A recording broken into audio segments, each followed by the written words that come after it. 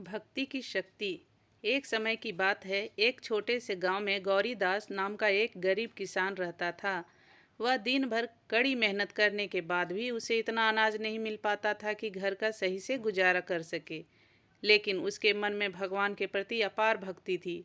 रोज सुबह वह मंदिर जाकर दीप जलाता और हाथ जोड़कर बस इतनी विनती करता कि हे प्रभु, मुझे इतनी शक्ति देना कि मैं संघर्ष कर सकूं।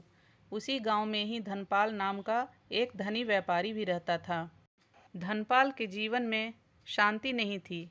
उसके पास पैसे तो बहुत थे, मगर वह कभी शांत नहीं रहता था। वह अक्सर गौरीदास को गाते बजाते मुस्कुराते हुए देखता और सोचता, यह आदमी गरीब होकर भी इतना खुश कैसे रहता है। एक वर्ष गांव में भारी सूखा पड़ा, फसलें जल गई, गौरीदास के घर में अनाज तक खत्म हो गया। पत्नी चिंतित होकर बोली, अब क्या करेंगे। गौरीदास शांतिपूर्वक बोला, जो होता है प्रभु की इच्छा से होता है, रास्ता भी अब वही दिखाएंगे। अगले दिन भी वह मंदिर गया और पहले की तरह दीप जलाकर भगवान को धन्यवाद कहा। यह देखकर धनपाल को आश्चर्य हुआ। उसने पूछा, तुम्हारे पास खाने को दाना नहीं, फिर भी तुम भगवान को शुक्रिया कर रहे हो।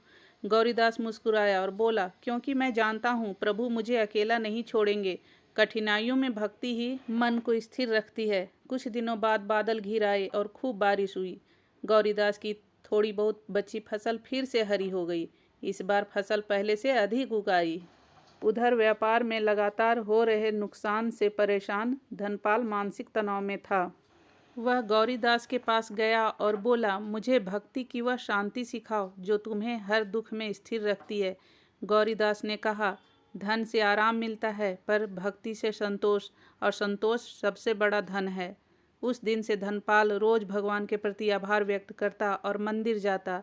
धीरे धीरे उसके मन में भी शांति आने लगी। कहानी की सीख।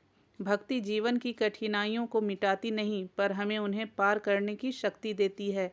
सच्चा सुख बाहर से नहीं, भीतर के विश्वास और संतोष से आता है। जिस मन में भक्ति है वहाँ डर टिक नहीं सकता। धन्यवाद।